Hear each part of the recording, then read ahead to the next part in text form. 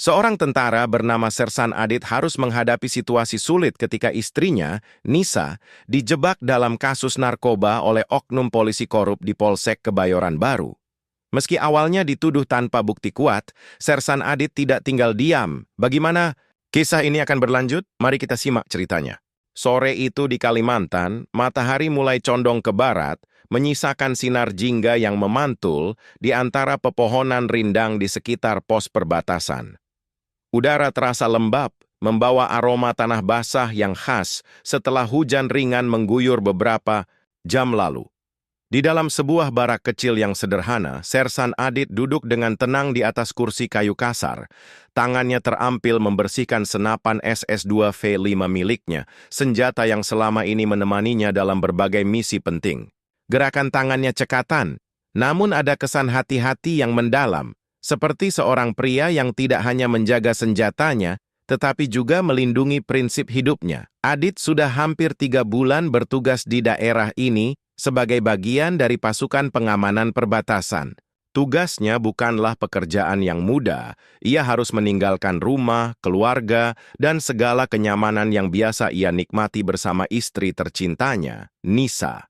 Jarak antara Kalimantan dan Jakarta, tempat Nisa tinggal, adalah ribuan kilometer. Namun, bagi Adit, jarak itu terasa lebih panjang karena mereka harus berpisah secara fisik dan emosional. Namun, meski jauh, hubungan mereka tetap kuat. Setiap malam, Adit selalu merenung tentang Nisa, wanita yang telah menjadi pendamping hidupnya selama 2 tahun terakhir. Nisa adalah seorang wanita sederhana yang bekerja sebagai pegawai administrasi di sebuah perusahaan ekspedisi di Jakarta. Ia bukan tipe perempuan yang suka kemewahan atau gemerlap dunia modern. Sebaliknya, ia lebih menyukai kehidupan yang sederhana, damai, dan penuh makna. Itulah yang membuat Adit jatuh cinta padanya sejak pertama kali bertemu. Dalam benak Adit, Nisa adalah sosok yang mampu memberikan ketenangan di tengah kerasnya kehidupan seorang tentara. Mereka menikah dengan janji untuk saling mendukung, meskipun tugas Adit seringkali memaksa mereka untuk berjauhan. Namun, meskipun mereka jarang bertemu, komunikasi mereka tetap intens. Setiap malam, Adit selalu menyempatkan diri untuk menelepon Nisa, mendengar suaranya, dan berbagi cerita tentang hari-hari mereka masing-masing. Bagi Adit, Nisa adalah alasan utamanya untuk terus bertahan di medan tugas yang keras ini. Ia tahu bahwa di balik semua tantangan yang ia hadapi, ada seorang wanita yang menunggunya pulang dengan penuh cinta. Di tengah-tengah lamunan tersebut, angin sore yang sejuk masuk melalui celah-celah pintu barak yang sedikit reyot. Suara dedaunan yang bergoyang pelan oleh tiupan angin menambah suasana damai yang Adit rasakan. Namun, kedamaian itu tiba-tiba terpecah saat ponsel di saku seragamnya bergetar. Adit menoleh cepat, meraih ponselnya, dan melihat nomor tak dikenal muncul di layar. Ada firasat aneh yang menyergapnya, tapi ia tetap menjawab panggilan itu. "Halo," ucapnya dengan nada waspada. Suara di ujung telepon terdengar dingin dan formal. "Kami ingin menginformasikan bahwa istri Bapak, Saudari Nisa, saat ini sedang dalam tahanan kami." Jantung Adit seakan berhenti berdetak. Dunia di sekitarnya mendadak terasa sunyi, seolah waktu berhenti bergerak. Ia menggenggam ponsel lebih erat, mencoba mencerna apa yang baru saja ia dengar. "Apa maksudnya ditahan? Nisa kenapa?" tanyanya dengan suara bergetar. "Bu Nisa tertangkap dalam sebuah penggerebekan narkoba di Hotel Grand Permata. Kami menemukan barang bukti di kamarnya, dan saat ini ia sedang menjalani pemeriksaan," jawab suara di ujung telepon dengan nada datar, seolah tidak peduli dengan dampak dari kabar yang disampaikannya. Adit merasa darahnya berdesir. Pikirannya langsung dipenuhi oleh berbagai pertanyaan. Nisa? Narkoba? Tidak mungkin. Istrinya bahkan tidak pernah merokok, apalagi menggunakan barang haram seperti itu. Ada sesuatu yang sangat salah di sini. Ia mencoba menenangkan diri, namun amarah dan kebingungannya semakin memuncak.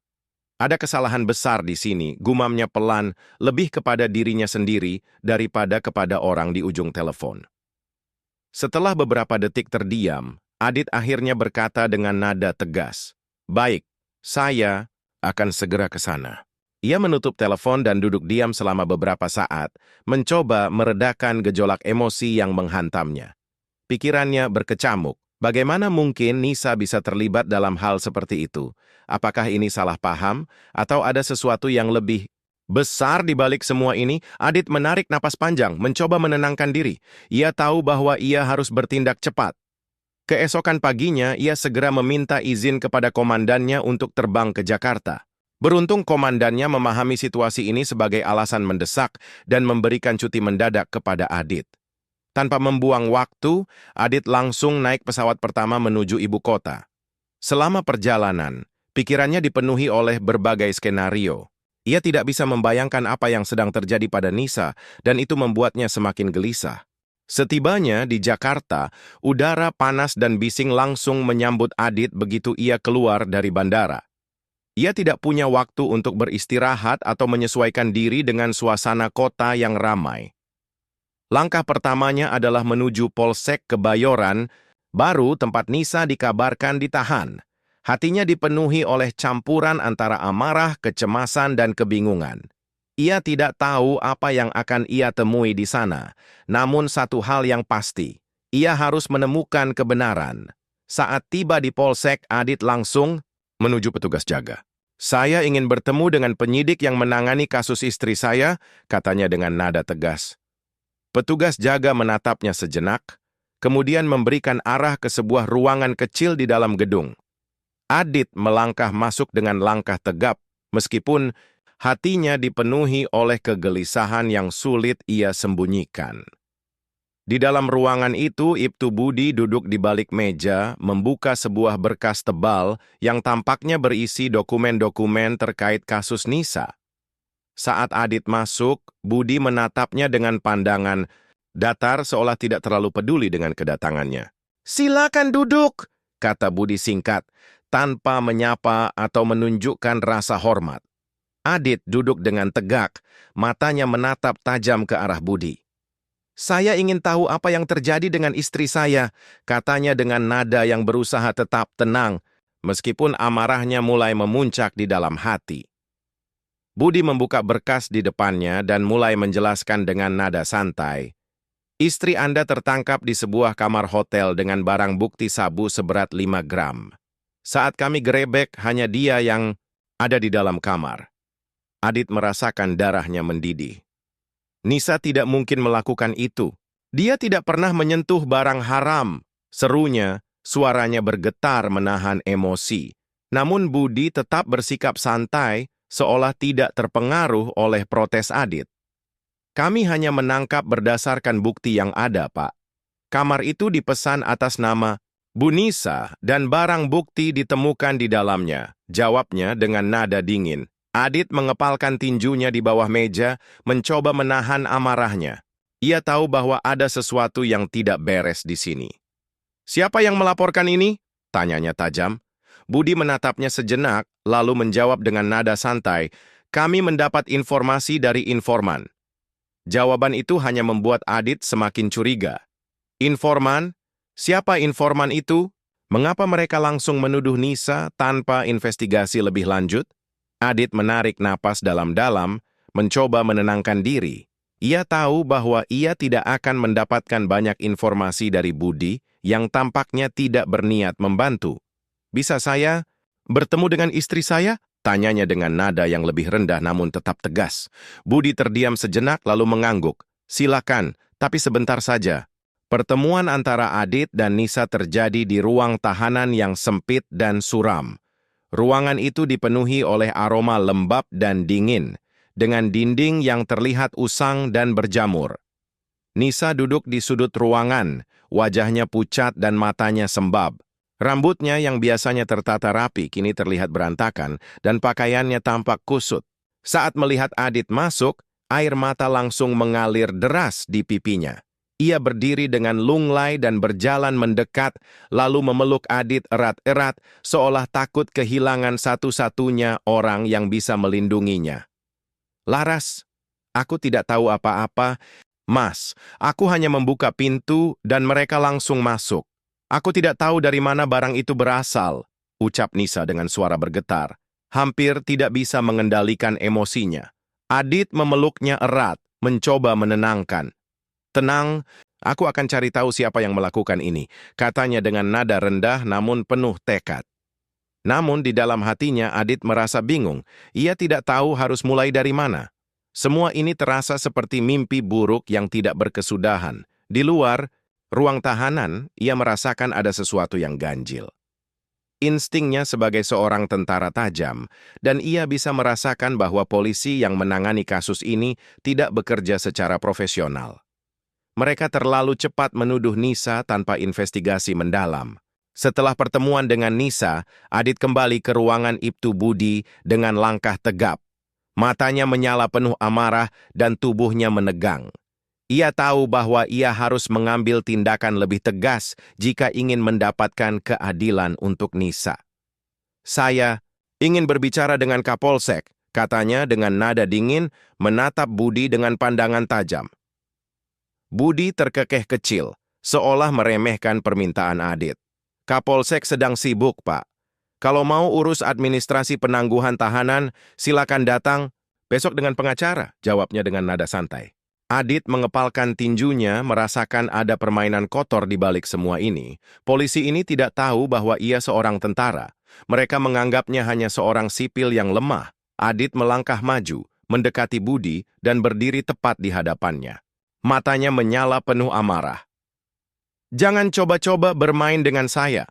Suaranya berat dan dingin. "Tetap tenang, Pak. Ini kantor polisi, bukan markas tentara. Jangan bikin keributan," balas Budi dengan nada sinis. "Aku minta kamu keluarkan Laras. Sekarang juga. Kalau tidak, aku akan buat kalian menyesal," ancam Adit sambil menunjuk tepat ke wajah Budi. Budi tersenyum sinis. Ancaman ini berani sekali. Adit mencengkeram keras seragam Budi dan menariknya mendekat.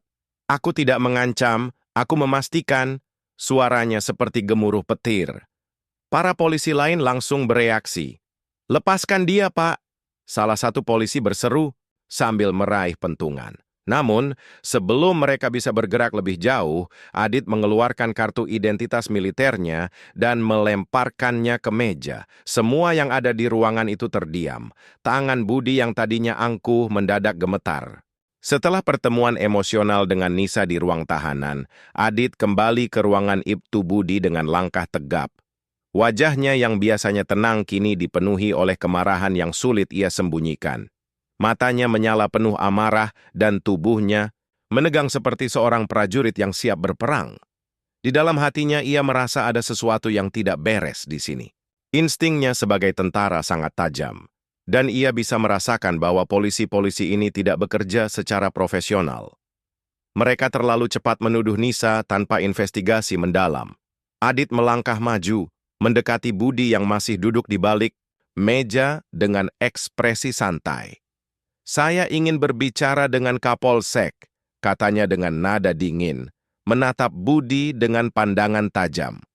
Budi terkekeh kecil, seolah meremehkan permintaan Adit. "Kapolsek sedang sibuk, Pak. Kalau mau urus administrasi penangguhan tahanan, silakan datang besok dengan pengacara," jawabnya dengan nada santai. Adit mengepalkan tinjunya di bawah meja, mencoba menahan amarahnya. Ia tahu bahwa ada permainan kotor di balik semua ini. Polisi ini tidak tahu bahwa ia seorang tentara. Mereka menganggapnya hanya seorang sipil yang lemah. Adit melangkah lebih dekat lagi hingga wajahnya hanya beberapa sentimeter dari wajah Budi. Matanya menyala penuh amarah. "Jangan coba-coba bermain dengan saya," suaranya berat dan dingin. Budi mencoba tetap tenang, meskipun ada rasa tidak nyaman di matanya. "Tetap tenang, Pak. Ini kantor polisi, bukan markas tentara. Jangan bikin keributan," balasnya dengan nada sinis. Namun, Adit tidak mundur. Ia menunjuk tepat ke wajah Budi. "Aku minta kamu keluarkan Nisa sekarang juga. Kalau tidak, aku akan buat kalian menyesal," ancamnya dengan nada rendah namun penuh tekanan. Budi tersenyum sinis, seolah tidak percaya bahwa seorang sipil berani mengancamnya. Ancaman ini terdengar begitu berani, bahkan terlalu berani untuk ukuran orang biasa. Namun Adit tidak main-main. Ia mencengkeram keras seragam Budi dan menariknya mendekat. Aku tidak mengancam. Aku memastikan. Suaranya seperti gemuruh petir. Para polisi lain langsung bereaksi. Lepaskan dia, Pak. Salah satu polisi berseru sambil meraih pentungan. Namun sebelum mereka bisa bergerak lebih jauh, Adit mengeluarkan kartu identitas militernya dan melemparkannya ke meja. Semua yang ada di ruangan itu terdiam. Tangan Budi yang tadinya angkuh mendadak gemetar. Mata para polisi yang awalnya meremehkan Adit kini penuh dengan ketegangan. Suasana di ruangan itu berubah drastis. Suara berat dan berwibawa terdengar dari arah pintu. Ada apa ini? Kapolsek Sudarmaji muncul dengan wajah serius. Budi segera berdiri tegap dan memberi hormat. Siap, Pak. Ini hanya sedikit kesalahpahaman, kata Budi dengan nada gugup. Kapolsek menatap Adit dengan tajam. Anda siapa? Tanyanya dengan nada dingin. Adit mengambil kembali kartu identitasnya dan menatap Kapolsek tanpa gentar. Sersan Adit Pratama, TNI Angkatan Darat, jawabnya dengan nada tegas.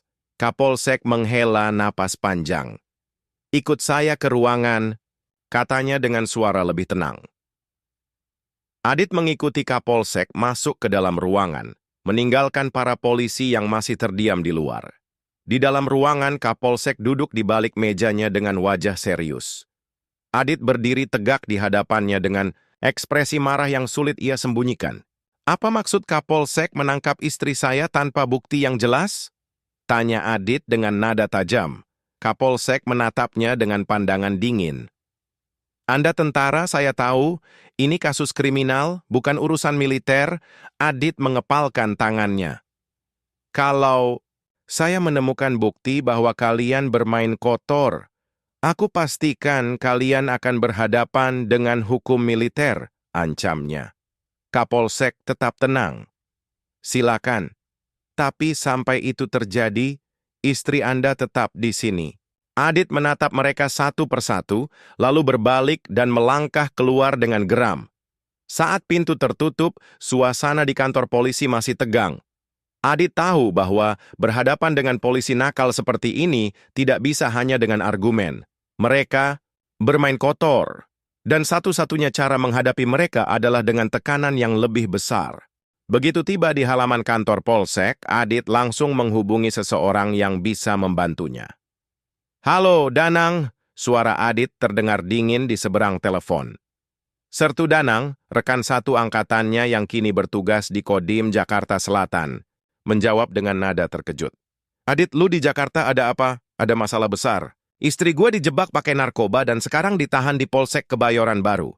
Polisi di sini main kotor, kata Adit dengan nada tegas. Danang terdiam sejenak, lalu suaranya berubah serius. Berani mereka main kotor sama istri prajurit? Tunggu, gue panggil anak-anak. Beberapa menit kemudian suara motor dan mobil berhenti di depan kantor Polsek. Pintu kantor polisi terbuka lebar. 5 orang prajurit TNI berseragam dinas lengkap masuk dengan langkah tegap. Di depan mereka, Sertu Danang berdiri dengan ekspresi dingin. Adit, kami di sini, kata Danang sambil melirik ke arah polisi-polisi yang kini terlihat gelisah. Budi mundur satu langkah, matanya melirik Kapolsek Sudarmaji yang baru keluar dari ruangannya. Wajah Sudarmaji berubah drastis, tidak lagi setenang sebelumnya. Tenang, ini bisa dikendalikan, kata Kapolsek. Mencoba menjaga ketenangannya, namun tekanan semakin kuat. Akhirnya Kapolsek berkata dengan nada penuh peringatan, jangan coba-coba bermain dengan tentara. Kami tidak tinggal diam. Kapolsek hanya bisa mengangguk, tahu bahwa ia telah kalah dalam permainan ini. Adit menggenggam tangan Nisa dan berjalan keluar bersama teman-teman tentaranya. Ini belum berakhir. Ia masih harus mencari siapa dalang sebenarnya di balik jebakan ini. Beberapa hari setelah insiden di Polsek Kebayoran, suasana di kantor itu berubah drastis. Kapolsek Sudarmaji duduk di ruangannya dengan wajah muram. Sejak kejadian itu, situasinya semakin memburuk. Laporan tentang dugaan penyalahgunaan wewenang dalam kasus Nisa telah sampai ke Propam dan POM TNI.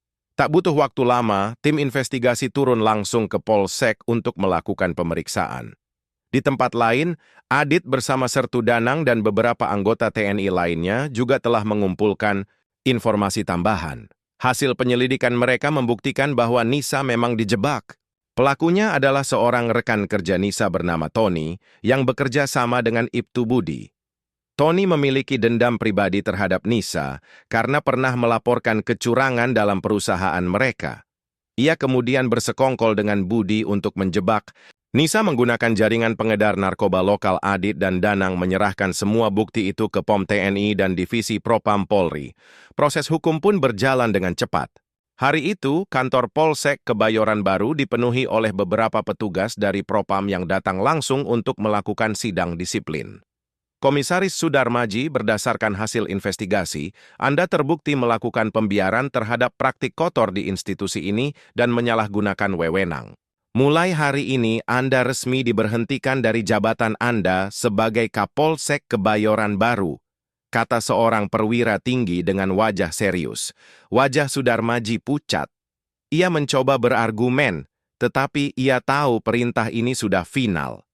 Tak lama kemudian, ia dipanggil ke Polda untuk menjalani pemeriksaan lebih lanjut. Nasib Ibtu Budi jauh lebih buruk. Setelah interogasi yang ketat, ia akhirnya mengaku menerima suap dari Tony untuk menjebak Nisa. Tak butuh waktu lama, ia dipecat dari kepolisian dan dijatuhi hukuman pidana atas penyalahgunaan wewenang, pemerasan, serta keterlibatannya dalam jaringan narkoba ilegal. Saat digiring ke mobil tahanan, ia sempat melirik ke arah Adit yang berdiri dengan ekspresi datar. "Kau yang menghancurkan hidupku," bisik Budi. Adit hanya menatapnya dengan tajam. Keadilan telah berbicara. Beberapa hari kemudian, Nisa resmi dibebaskan sepenuhnya dari segala tuduhan. Ia masih sedikit trauma dengan kejadian itu, tetapi Adit selalu ada di sampingnya. Saat mereka berjalan keluar dari kantor polisi setelah menerima surat keputusan bebas, Nisa menggenggam tangan Adit erat. "Mas, kalau bukan karena kamu, aku tidak tahu apa yang akan terjadi," katanya dengan suara bergetar. Adit tersenyum kecil. "Aku sudah berjanji untuk selalu melindungimu, kan?" Dengan langkah tegap, Adit dan Nisa berjalan meninggalkan kantor polisi, meninggalkan mimpi buruk itu di belakang mereka. Tapi satu hal yang pasti, tak akan ada lagi yang berani bermain kotor dengan keluarga seorang prajurit.